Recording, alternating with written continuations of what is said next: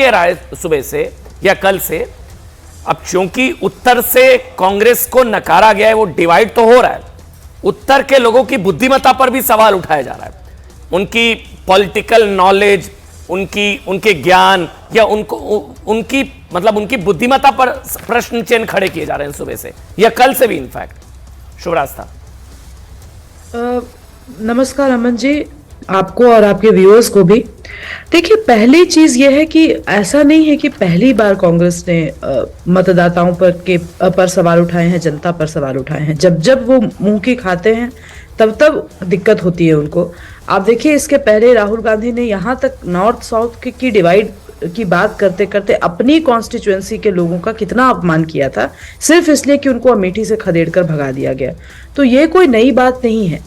और आप ये भी देखिए कि ये एक स्टीरियोटाइप है जिसको फीड किया जाता है लगातार। कल ही आप अगर न्यूज़पेपर आपने देखा हो तो आपने ध्यान दिया होगा कि केरल के एक बहुत बदनामचीन एडिटर ने बहुत ही भद्दी बातें कही हैं नॉर्थ इंडियंस के बारे में। आप एजुकेशन को लेकर के सवाल पैदा किए।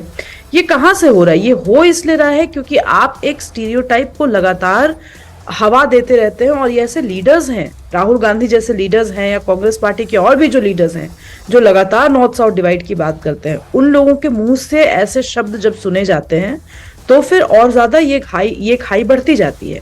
तो मैं बिल्कुल आश्चर्यचकित नहीं हूँ।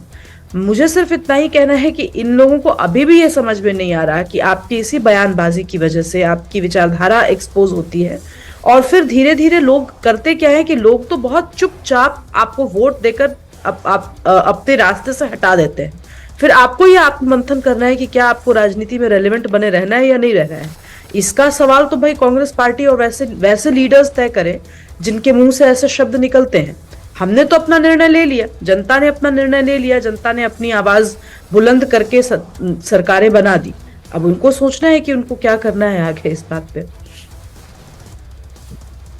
और यही कल प्रधानमंत्री की तरफ से भी इस बात का जिक्र किया गया कि जीत की हैट्रिक जो है 24 में हैट्रिक की गारंटी है। ऋषि, बिल्कुल, पहले तो भाजपा को शुभकामनाएं। 3 राज्यों में बीजेपी को बहुत जनता ने मैंडेट दिया है, लेकिन जो बातें एक नैरेटिव बनाया जा रहा है नॉर्थ साउथ का, तो आपको याद होगा अमित शाह जी ने एक समय कहा था कि जो साउथ के लोग हैं उनको हिंदी पढ़ना होगा, तो हिंदी थोपने की बात की गई थी। तो उस समय भी नहीं बोला कि उन्होंने कहा था कि हिंदी पढ़ना ही होगा। तो आप किसी चीज को थोप नहीं सकते हैं। आप विद्वान एंकर हैं, विद्वान पत्रकार, आपको जानकारी ये चीज की है। पढ़ना ही होगा। जी, मतलब हिंदी जो है कंपलसरी किया जाएगा। तो इस प्रकार की बातें तो बीजेपी की तरफ से भी होगा। नहीं देखिए, कंपलसरी मतलब वही तो पढ़ना ही होगा ना। मैंडेटरी कर दिए तो क्या हुआ? मैंडेटरी का क्या होता है? आप तो विद्वान पत्रकार है, देश के सबसे बड़े पत्रकारों में शुमार होते हैं। मैं आपसे ज्यादा नहीं हूं। अरे भैया, आप तो आप बड़े पत्रकार हैं। शांतनु मैंडेटरी शांतनु जी क्या कहेंगे इसमें? ऐसा होम मिनिस्टर ने कभी नहीं कहा। आपके पास बाइट है तो चला के दिखा दीजिए। हिंदी पढ़ना ही होगा। आप थोड़ा गूगल सर्च कर लो। ऋषि भाई, एक एक करके कोई आपने फैक्ट रखा, आपने फैक्ट रखा ना। नहीं, उसका। अच्छा, 1 मिनट, आपने कुछ रखा, शांतनु बता दे, फिर आप बोल लीजिएगा। शांतनु जी, अभी मैं आपको ऋषि भाई बताता हूँ, भारत में फर्स्ट लैंग्वेज, सेकंड लैंग्वेज और थर्ड लैंग्वेज की तरह हिंदी बोलने वाले 65 से 70% लोग हैं। अगर एक बिहार का व्यक्ति जब तमिलनाडु जाता है तो वो हिंदी में नहीं बात करता है, वो उसके तमिलनाडु वाला व्यक्ति भी हिंदी में ही बात करता है उससे। जो डीएमके के द्वारा, उनकी पार्टी के द्वारा चलाए जाने वाले प्राइवेट स्कूल हैं, उनमें सब में हिंदी पढ़ाई जाती है। डीएमके के ऐसे बहुत सारे लोग हैं जिनके अपने स्कूल, प्राइवेट स्कूल चलते हैं, उनमें सब में हिंदी पढ़ाई जाती है। तो ये जो डीएमके का एक प्रायोजित एक तरह से मूवमेंट है कि एंटी हिंदी मूवमेंट है, वो वहां पे नहीं है। वो सब अपने घरों में हिंदी बोलते हैं जब उनको मौका आता है हिंदी बोलने का, या किसी नॉर्थ इंडियन से। तो मेरे ख्याल इस डिवाइड को जो उन्होंने आर्टिफिशियल रूप से क्रिएट करा है, आप उसे चैनल के माध्यम से ना फैलाने की कोशिश करें। और अमित शाह जी ने ऐसा कभी नहीं कहा हिंदी पढ़नी होगी। तो मेरे ख्याल से ऐसा कोई स्टेटमेंट है आपके पास तो आप दिखा दीजिए। ऋषि, दिखा दीजिए अगर ऐसे कुछ। मैं बिल्कुल दिखा दूंगा। और ये बात भी हुआ था कि साउथ में हिंदी जो है मैंडेटरी किया जाएगा। तो ये आप किसी भी प्रदेश में, किसी भी इंडिया जो है, इंडिया का एक अपनी डाइवर्सिटी है, उस डाइवर्सिटी में आप किसी को थोप नहीं सकते कि यही खाना होगा, यही पढ़ना होगा, यही पहनना होगा। कपड़ालॉजी में तो हमारे प्रधानमंत्री एक्सपर्ट हैं, तो कपड़ा से पहचान लेते हैं, भाषा से पहचान लेते हैं, भोजन से पहचान लेते हैं।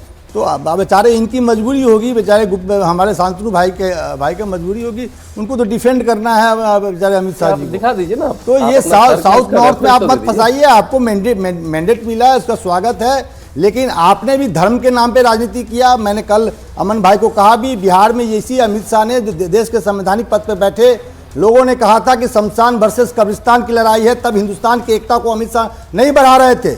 जब छत्तीसगढ़ में प्रधानमंत्री ने कहा कि मैं ओबीसी का बेटा हूं, तो वो जात पात कर रहे थे, देश के एकता को नहीं बढ़ा रहे थे।